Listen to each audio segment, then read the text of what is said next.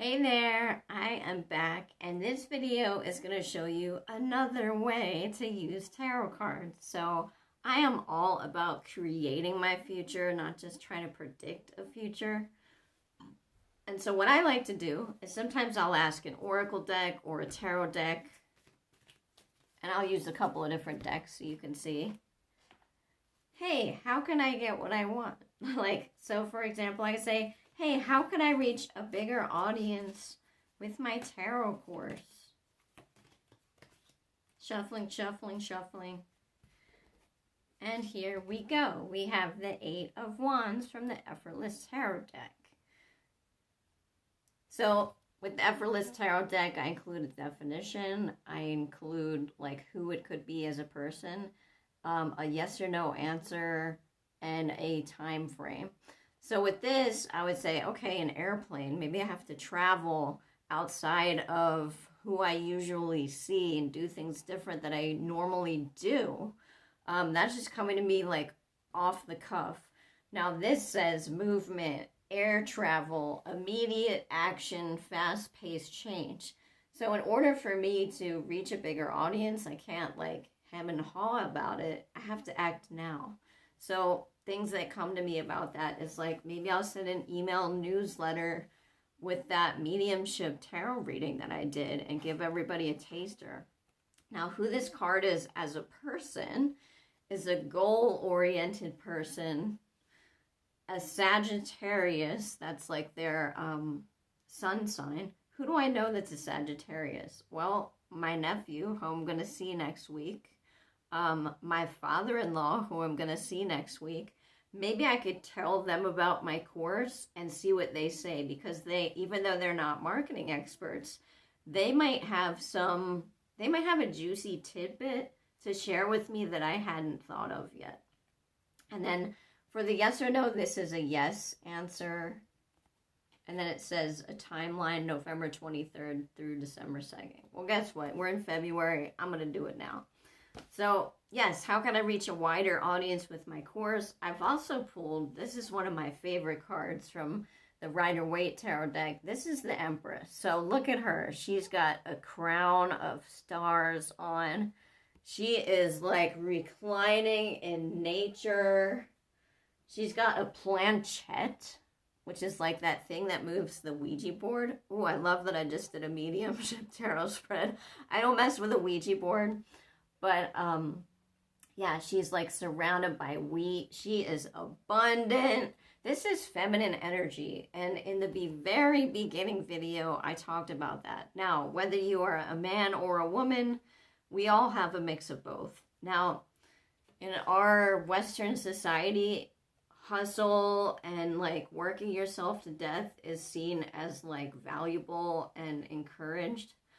I don't do that anymore because, like I said, I let it ruin my first business, and I just wanted nothing to do with hula hoops because I burned myself into the ground. So with this, my tarot business, I pace myself. When readings sell out and I'm too tired to do more, I let them sell out. So feminine energy is about leaning back. It's about letting things come to you, about not forcing. Now, even though this says fast-paced action, this would be inspired action. So let me give you an example. What the heck is inspired action? Action that feels good. Action that makes you want to act on fast. This morning, I got the idea to do a video for the mediumship tarot spread. And I was really excited to do that right away. And I would have done it in my backyard, just like the Empress. But it's all soggy and wet out there because it rained last night. So here we are in my pretty cool office, which I am surrounded by nature. That's my money plant. It looks like marijuana, but it's a money plant. It's really cool because when I'm going off the topic here, but when we moved into this house over a year again, that little money plant was this big, and now it's huge. But yeah, the Empress, what would this make you think of when you look at it? She's relaxed, she's in nature. So being feminine is all about flowing with the cycles of nature. You're not meant to be productive all the time, whether you're a man or a woman. Now, have you noticed that even feminine and masculinity, it's not about gender, it's about polarity. So you might notice that even in same-sex relationships, there's usually one person that tends to be um, more like take on like the traditional masculine role, and there's one that takes on the traditional feminine role. So for me and Chad, and again, this isn't about being manly, this is about the energy. So masculine energy is logical, it's bound by time, it is structured, it likes to be on a schedule. So, and masculine gives, the only reason that femininity can feel safe to exist is because of the masculine takes care of those things. Like Chad is a steady, like he has been a computer programmer for as long as I've known him. He's had the same job for more than 10 years, where I'm very, very creative. I don't like now Chad likes things planned out. It makes him feel safe. Having me feel safe is having a loose plan, but back when I was a hoop dancer and I had like all these gigs booked months in advance, it actually made me feel trapped because I'm naturally someone who needs more space in my schedule. I'm somebody who needs to do things when I actually feel like doing them. Like Chad is seeing a concert today with his brother, so I have the house to myself, except Rebel, and I'm taking advantage of like the quiet. Chad's not a loud person, but we're both musicians, so there's usually always always one of us is either playing music like separately or together. So I'm taking advantage of my creative inspiration today and filming this video because that's what I really feel like doing. Now last night I really felt like chilling on the couch and reading till 1:30 in the morning, so that is exactly what I did. So to repeat, the feminine is the structure, the masculine is the structure.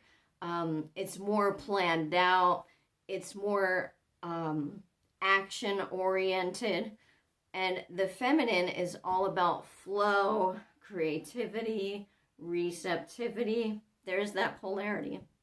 And me and Chad have always noticed, like, in all of our couple friends, there is always one person who is the go with the flow, feminine wild child, and they're not necessarily the woman.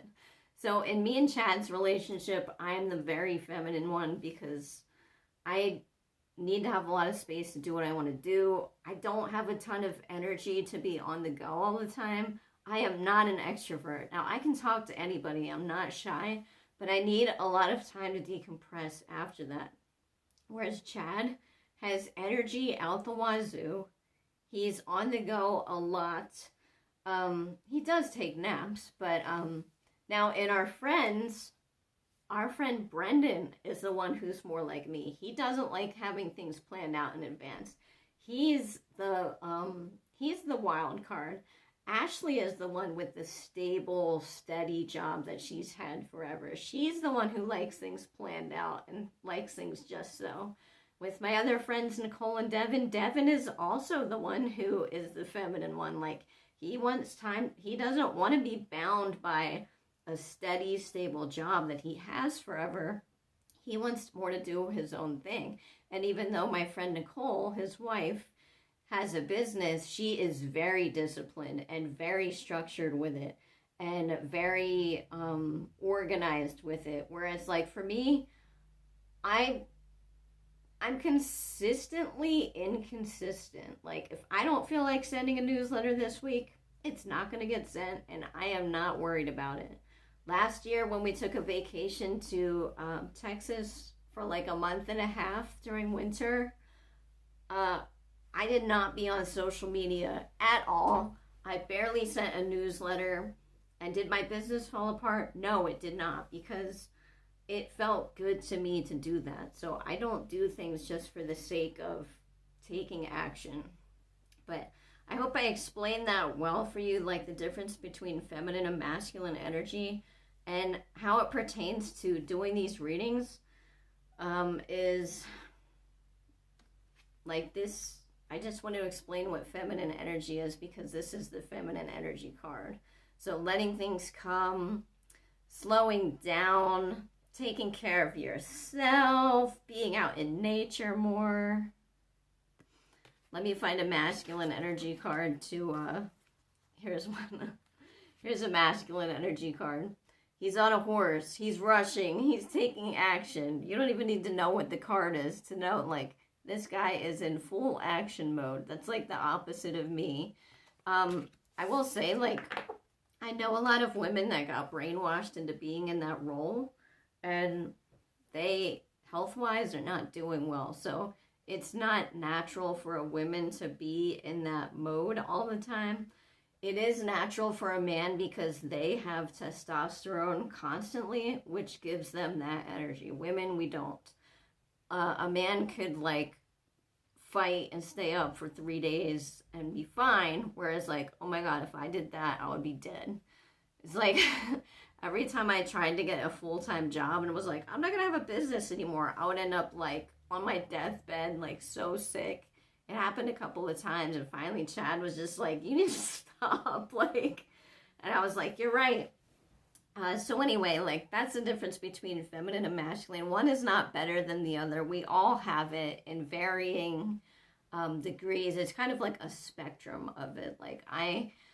Like somebody would see me and think that I'm lazy and disorganized, but really I'm just really feminine, and I just do things. I run my business through my intuition. I do things as I feel called to do, and that's what this card is a reminder of. So remember, this video was about how to use tarot cards to manifest. Instead of asking, like, oh, tell me the future, I'm saying, hey, tell me what energy I need to be in to reach a wider audience with my course.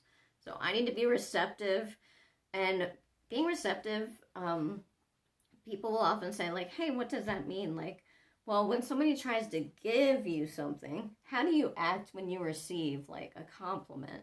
Or when you're, here's an example. When I go to Publix, they are so nice. They're like, when I'm checking out, they're like, can I walk you to your car? I don't let them do it anymore, not because I don't want to receive, but usually I don't want to talk to the person. But when I was injured from a car accident, I didn't look injured. And, like, I don't look elderly, but when they offered me help, I was like, yes, thank you. I don't want to push this cart. Like, so I would, like, how do you act when people offer you help? How are you when people give you a compliment? If you're like, oh, this old thing, like, you're basically saying to the universe, don't give me anything. But if you're, like, saying, because guess what? Everybody around you are mirroring, like, how you treat yourself. Like, if you don't accept things from people, now I'm not saying if somebody gives you an ugly shirt, you have to wear it, but just be grateful. Like, hey, I received something today. Like, so that's like the energy of receptivity. That's what it means. I'm going to pull a card from my medicine card deck. I know I'm kind of all over the place, but as an empress, that's how I roll. So how can I reach a wider audience with this course?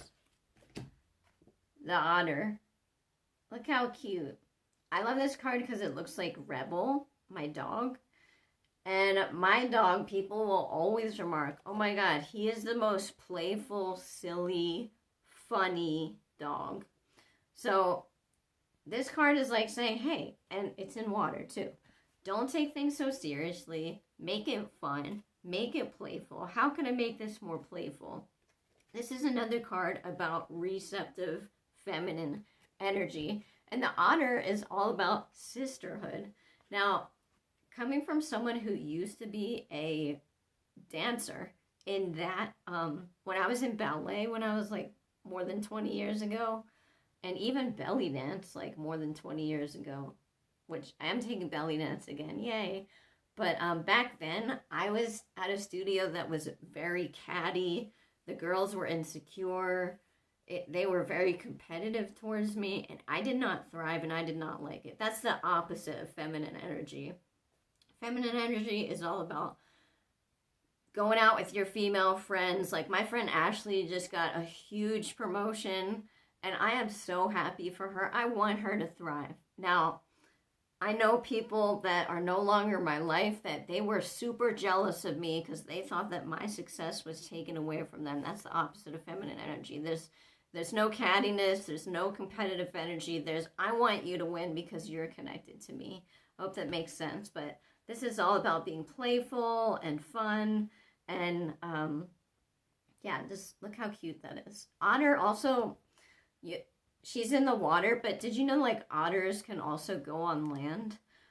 So it's about being flexible, like being not just set in your ways. I'll pull another card just to give you an example of reading visually. When you see this, what would this make you think of? Just describe the armadillo. An armadillo is a small animal that has tough skin and like spikes. So that makes you think of armor or protection. Not not being out and open and vulnerable. So like this is kind of like the opposite of feminine energy. This is actually the boundaries card. I stuck this out and pulled it aside because I wanted to show you the contrast. Now I'm not saying that the otter doesn't have boundaries, but she assumes positive intent from everybody. Like if Chad gave me a comment that was kind of ambiguous, I would just assume that it meant something good if I was in this energy.